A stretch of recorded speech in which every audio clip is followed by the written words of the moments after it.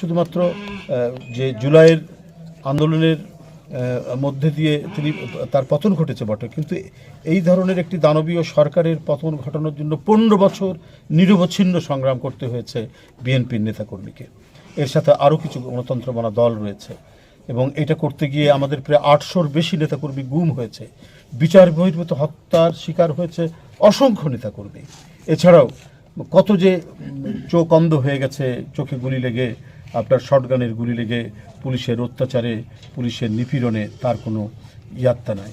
এই দীর্ঘ 15 বছরের আন্দোলনের পটভূমিতে চূড়ান্তভাবে গত জুলাইয়ে যে ব্যাপক গণ অভ্যুত্থানের অগ্নি মশাল যেটি জ্বেলে উঠেছিল, সেটিরই চূড়ান্ত পরিণতি হয়েছে শেখ হাসিনার দেশ থেকে পালিয়ে যাওয়া 5ই আগস্টে।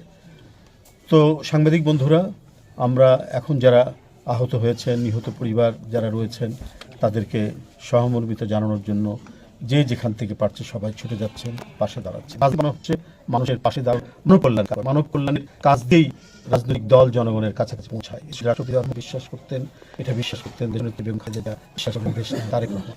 তাই তিনি আজকে বাংলাদেশ থেকে অনেক দূরে থাকলেও জনগণের পিতার যে আকুল ভালোবাসা, যে নৈকট্য তিনি অনুভব করেন, সেখান থেকে আমরা এই জায়গাগুলো এসেছি। আমরা আবারও শুনছি, কালকে আমরা জানি না কতটুকু সত্য, যেহেতু দেশের মিডিয়াগুলো আমরা দেখতে পাচ্ছি অনলাইন বক্তব্য দিচ্ছে, সে প্রতিটা সোজা পার্বতী দেশে আসছেন, তিনি নাকি বাংলাদেশের প্রধানমন্ত্রী।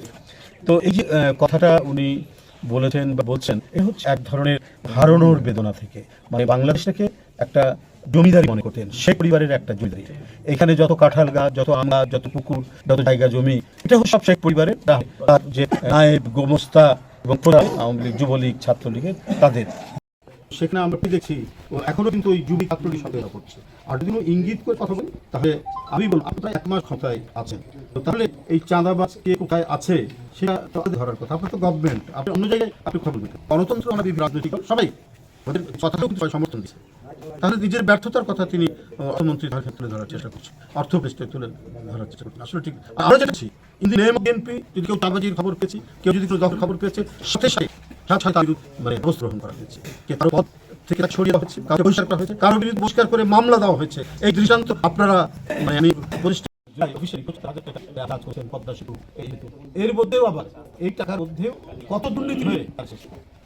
আমরা যে উন্নয়নের যে ফানুস হয়েছিলেন, এই উন্নয়নের ফানুস ছিল লুটে, এই উন্নয়ন ফানুস ছিল হরিণের, এই উন্নয়নের যে আপনি সামাজিক নোটিশ করেন, এইটা পাচার করা।